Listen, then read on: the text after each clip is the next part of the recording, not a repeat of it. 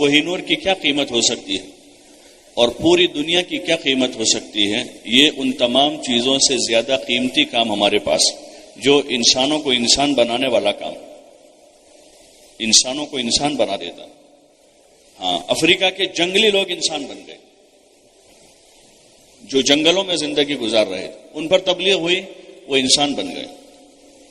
اور یورپ کے آوارہ لوگ، جن میں آوارگی اور عیاشی غالب تھی، وہ توبہ کر کے رجوع کر کے مسجدوں کے پابند بن گئے۔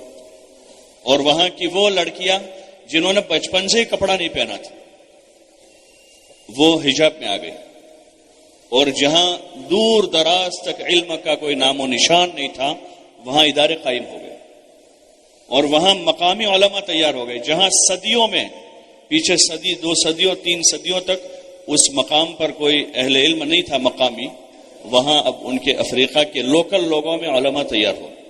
یورپ میں، فیجی میں، وہاں مقامی علماء تیار ہو گئے۔ یہ کشش، یہ جاذبیت، یہ تاثیر اس کام میں ہے۔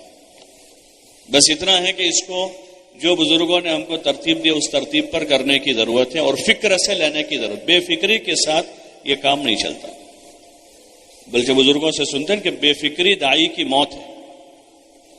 بے فکر اور مرا ہوا، ہم دیکھتے ہیں سست آدمی پڑا ہوا ہے، یہ زندہ لاش کہتے ہیں اس کو، کہ کچھ کرتا ہی نہیں، کھاتا پیتا سوتا رہتا ہے۔ اور ایک آدمی فکر مند ہے، دبلا پتلا ہے، بیمار ہے، لیکن حرکت کرتا ہے، کھیتی کرتا ہے، کماتا ہے، بچوں کی فکر کرتا ہے، بیوی بچوں کو پالتا ہے، محلے کے 2-4 کام کرتا ہے، حالانکہ بیمار ہے، کمزور ہے، بوڑھا ہے۔ بے فکری دائی کی موت ہے۔ تو ہمارا بھی یہی ہدف ہو جو حضور صلی اللہ علیہ وسلم اور صحابہ کا تھا، کہ ان کے کام میں ٹھہراؤ نہیں تھا، کسی جگہ ٹھہرے نہیں۔ اسی لیے تو اسلام میلوں کی رفتار سے روزانہ، اور خصوصاً جو ہے تو عمر کا دور ہے، حضور صلی اللہ علیہ وسلم کا زمانہ قربانیوں کا، مجاہدوں کا اور تربیت پانے کا دور رہا، کہ جس میں آپ کی اور آپ کے ساتھ صحابہ کی زبردست آزمائشیں ہوئی، زبردست آزمائشیں ہوئی۔ جب ہمارا ہدف دنیا نہیں ہوگا تو ہم آزمائشوں سے گھبرائیں گے نہیں، فقر سے، مصیبتوں سے، حالات سے۔ مانگنا تو نہیں ہے کسی حال میں بھی، لیکن ہمارا ہدف اگر دنیا نہیں ہے تو موت تک بھی اگر کسی کے حالات کشادہ نہیں ہوئے تو وہ ناکام نہیں ہوا ہے۔ مصعب بن عمیر رضی اللہ تعالیٰ عنہ کا انتقال ہو گیا، حالانکہ مالدار باپ کے بیٹے تھے، لیکن جب ان کی تدفین ہوئی تو ان کے پاس ان کا ذاتی کفن نہیں تھا، یا ان کا کوئی رشتہ دار ایسا نہیں تھا جو ان کے کفن کا انتظام کرے، یا ان کے دوستوں میں کوئی ایسا نہیں تھا جو ان کے کفن کا انتظام کرے۔ تو وہ کفن جو ہے حمزہ کے لیے لایا گیا تھا، اسی میں سے ایک ٹکڑے میں ان کو کفن دیا، جس سے ان کا پورا جسم نہیں ڈھپا، لیکن حضرت مصعب بن عمیر رضی اللہ عنہ کا نام دنیا میں روشن ہو گیا، اور ہمیشہ ہمیشہ کی جنت کے وارث بن گئے، وہ ناکام نہیں گئے۔